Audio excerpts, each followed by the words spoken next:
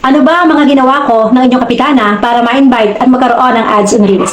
Bilang content creator noong una, talagang nahihirapan ako at nagdadalawang isip baga kung ako ay mai-invite dito sa ads on Reels. Kaya naman sinubukan ko lahat. At ito nga, share ko sa inyo para naman at least magkaroon kayo ng idea, lalo-lalo na sa mga baguhan. At malang araw ay ma-monetize din kayo at kumita dito sa ads on Reels. Ang ads on Reels ay isa sa mga monetization tools ni Facebook para tayo ay kumita in case na tayo ay ma-monetize at tayo ay nag-upload ng ating mga video. Ito ay walang mga requirements na kailangang punuin katulad sa in-stream ads sapagkat ang ads on Reels ay nakukuha ng isang content creator through invitation. Opo, pag na-invite kayo ni Meta and then nagustuhan na yung mga videos, so magkakaroon kayo ng ads on Reels. Unang-una na ginawa na inyong kapitana ay sumunod siya sa community standards. So basahin nyo po yung mga rules and regulation, yung mga community standards ni Meta sa pag-upload ng ating mga videos. Pangalawa, hindi po ako gumamit ng mga sikat na music sa akin pong mga video. So, ginawa ko lang po siya ng natural na video, yung mga pag-upload ko. Wala po music. Hindi din po ako nag-upload ng mga static video. Ibig sabihin, yung mga picture lang na ginawa nating reels, hindi ko po yung ginawa. Next po, hindi din po nag-upload ang inyong kapitana ng mga videos na mayroong watermarks. Ano ba yung mga watermarks na sinasabi? Yung ba nasa TikTok, galing sa TikTok, yung sa mga site na ganito ay mayroong mga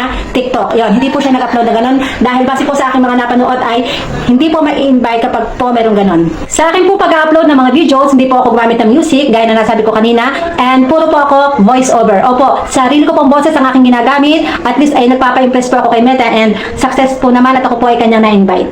Ang inyo po kapitana ay naging consistent din sa pag-upload ng mga video. So ano po ba yung consistent? Ibig sabihin, araw-araw nag-upload ka ng mga short video. Ang ads on Reels po ay kailangan po ay 90 seconds or 1 minute and 30 seconds lang ang haba niya. Kasi pag sumobra doon, in-stream ads na. Ilan pong videos na aking i-upload sa loob ng isang araw? Noon po ay nag-upload ako ng 3 to 4. Opo, 3 to 4 short videos at talagang sinipagan ko po, lahat po ay original video. Talaga po namang nagpa-impress ako at gusto ko po talagang ma-invite ni Meta dito sa ads on Reels. Lahat po ng aking mga sinasabi at pinapayo sa inyo ay through my own experience. So, ibig sabihin po ay kung nagawa ko po, ay syempre magagawa din ninyo. At sundin lang po natin ang community standards sa Facebook. Marami pong bawal. Lalo na po yung mga salita at mga gagawin nyo na sa video, maraming pong bawal. Basa na lang po ng mga community standards na nakapaloob po sa inyong Facebook. And lastly po, ang ginawa po na inyong kapitana at sinubukan at talaga namang umepekto para ako ma-invite dito sa ads on Reels ay lagi po ako nag-request ng letter. Opo, pwede pong mag-request ng letter kay Facebook para po kayo ay ma-invite. Sabihin niyo po doon na talaga naman kayo consistent sa pag-upload and inyo din pong ilagay doon na talaga namang wala kayong nababiolate ng mga rules and regulation niya. So kung paano po mag-request ng letter kay Facebook, meron po akong videos noon and pakitingnan na lang po sa aking mga past video. Sabihin na po natin na si Kapitana ay talagang naging makulit kay Facebook para po ako ay kanyang ma-invite. Kasi ang sipag-sipag ko kaya nung upload ako ng videos araw-araw. So ginawa ko po talaga, nag-request ako ng letter sa kanya. Mga 7 request letter po ang nagawa ko. Hindi naman po araw-araw kasi baka po siya ay makulitan. Ginawa ko po iyon sa isang linggo ay 2. Yun, ginawa ko po ang request letter. At effective naman po at talaga naman po ako ay na-invite sa ads on Reels.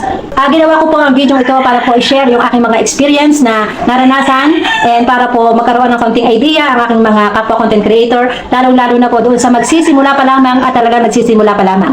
Sipagan niyo lang po araw-araw ang pag-upload ng original videos. Original po, and mamamonetize din kayo at i-invite dito sa ads on Reels. Nagawa po ni Kapitana, so magagawa niyo din. Diba? Kaya focus lang sa ating goal para lahat tayo ay ma-monetize dito sa ads on Reels. Hangad ko po na kayong lahat na nanonood dito ay ma-invite na din and kumita dahil napakasarap pag may kita sa ads on Reels. Talagang nakakainganyo na maggawa ng mga reels at mga video. Maraming salamat po sa inyong panonood and please share this video para po naman malaman pa rin po ng iba yung ibang technique kung paano ma-invite sa ads on Reels. Salamat po. God bless.